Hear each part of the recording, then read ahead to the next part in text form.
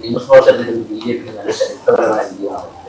2 കേന്ദ്രമന്ത്രിമാരടക്കം 3 പേര്. പക്ഷേ ഇപ്പോൾ നിയമസഭാ കക്ഷി നേതാവായിട്ട് എന്തുകൊണ്ടാണ് അങ്ങനെ തീരുമാനിച്ചത്? അദ്ദേഹം അതിനകത്തോടെ MLA ആയതുകൊണ്ട്.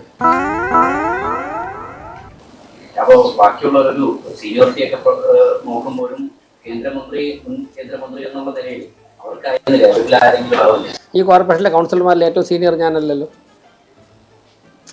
ഈ കോർപ്പറേഷനിലെ കൗൺസിലർ ഏറ്റവും സീനിയർ ഞാനല്ല. ദൈവമേ, മൂർഖനെയാണല്ലോ ചവിട്ടിയത്. അധ്യക്ഷൻ നിൽക്കുമ്പോൾ സ്വാഭാവികമായിട്ടും സംസ്ഥാന അധ്യക്ഷനെ പ്രഖ്യാപിച്ചത്. അതല്ല ഉദ്ദേശം. ഞാൻ മാറി. അല്ലെങ്കിൽ കോൺഗ്രസിനെ ലീഡ് ചെയ്തത് വി ഡി സതീശൻ, LDF-നെ ലീഡ് ചെയ്തത് പിണറായി വിജയൻ, സ്വാഭാവികമായിട്ട് BJP-യെ ലീഡ് ചെയ്തത് രാജീവ് ചന്ദ്രശേഖരനാണ്. അപ്പോൾ നിയമസഭാ കക്ഷി നേതാവായിട്ട് ഒന്നെങ്കിൽ രാജീവ് ചന്ദ്രശേഖരൻ വരണം, അല്ലെങ്കിൽ മുരളീധരൻ വരട്ടെ. ഇത് എന്നാര് പറഞ്ഞു? സ്വാഭാവികമല്ലേ? അല്ല, രാജീവ് ചന്ദ്രശേഖരനാണല്ലോ കേരളത്തിൽ ഞങ്ങളെ ലീഡ് ചെയ്യുന്നത്.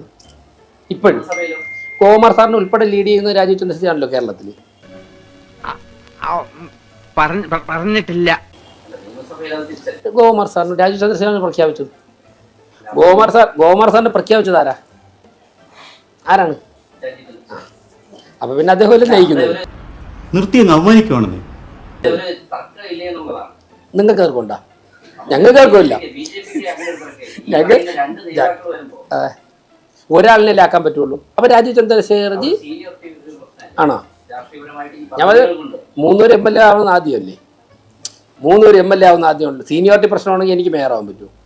എന്നെക്കാൾ 4 ഞാൻ 2ാമത്തെ തവണ ജയിക്കുന്നതാണ്. എന്നെക്കാൾ 5 6 തവണ ജയിച്ചവരുണ്ട് ഇവിടെ. ഇവനെ സൂക്ഷിക്കണം, അവന്റെ കണ്ണിൽ എന്തോ തീക്ഷ്ണതയോടെ കത്തുന്നു. അല്ല, BJP-യുടെ പല സംസ്ഥാനങ്ങളിലെയും മുഖ്യമന്ത്രിമാർ ഉള്ള സഭയിൽ ഏറ്റവും സീനിയർ ആളാണ്. ഞാൻ പേര് പറയുന്നില്ല, അങ്ങ് ആലോചിച്ച് നോക്കൂ. സഭയിലെ ഏറ്റവും സീനിയർ ആളാണോ മുഖ്യമന്ത്രി? BJP-യുടെ ഇപ്പോഴത്തെ അഖിലേന്ത്യാ പ്രസിഡന്റ് ഈ പാർട്ടിയിലുള്ള ഏറ്റവും സീനിയർ ആളാണോ? ഇപ്പോഴത്തെ അഖിലേന്ത്യാ പ്രസിഡന്റ് ഞാനും ഒരുമിച്ച് യുവമോർച്ച പ്രവർത്തിച്ചിട്ടുള്ളതാണ് BJP. പിന്നെ ചൂടാണ്ട് AC ഒന്നും ഇല്ല. അത്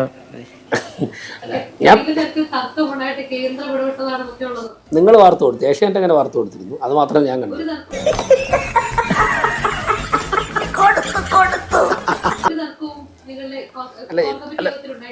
ഞാനതില്ല കോർ കമ്മിറ്റിയിൽ. ഞാൻ കോർ കമ്മിറ്റിയിലില്ല. ഞാൻ കോർ കമ്മിറ്റി നിങ്ങൾ കണ്ടിട്ടില്ലല്ലോ. ഞാൻ അതിന്റെ തൊട്ട് താഴത്തെ ഘടകത്തിലേ ഉള്ളൂ. കോർ കമ്മിറ്റിയില്ല. UDF-നെ സംബന്ധിച്ചിട്ടും LDF-നെ സംബന്ധിച്ചും മേയർ പറയുന്നത് മേയർ അതിൽ അംഗമല്ല. അപ്പൊ സ്വാഭാവികമായിട്ട് മേയർ പ്രതിനിധാനം ചെയ്യുന്ന ഒരു പാർട്ടിയെ സംബന്ധിച്ച് ഒരു നിയമസഭാ കക്ഷി നേതാവിനെ തെരഞ്ഞെടുപ്പ് സ്വാഭാവികമായിട്ട് മേയറിന് പറയും. UDF-നെ സംബന്ധിച്ച് LDF-നെ സംബന്ധിച്ച് അങ്ങ് ചോദിച്ചതുകൊണ്ടാണ് ഞാൻ മറുപടി പറഞ്ഞത്. ചോദിക്കാതെ ഞാൻ പറഞ്ഞില്ല. മുഖ്യമന്ത്രി തെരഞ്ഞെടുപ്പുമായി ബന്ധപ്പെട്ടിട്ട് മേയർ പറഞ്ഞിട്ടുണ്ട്. ഏത്?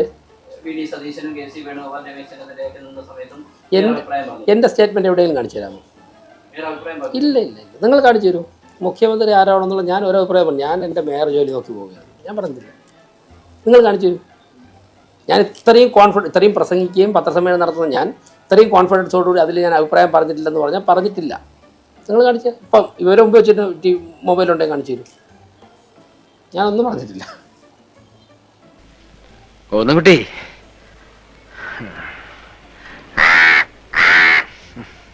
BJP-യുടെ സംസ്ഥാന അധ്യക്ഷൻ നിയമസഭയിൽ വെറും MLA ആയിരിക്കാനാണ്. വെറും MLA ആകെ 3 MLA-മാരാണല്ലോ. ചരിത്രം 3 പേര് ഞങ്ങൾ പറഞ്ഞല്ലോ. യഥാർത്ഥ പ്രതിപക്ഷം അവരാണ്. അതാണ് ഞാൻ ചോദിക്കുന്നത്. രാജീവ് ചന്ദ്രശേഖരനെ പോലെ ഒരു നേതാവ് അവിടെ ഒരു MLA ആയിട്ട് മാത്രമേ ഇപ്പം തൽക്കാലം ഇപ്പം MLA ആയിരിക്കും എന്ന് ഉള്ളൂ. ഭരണം കിട്ടുമ്പോഴേക്കും അടുത്ത ഘട്ടം ആലോചിക്കും.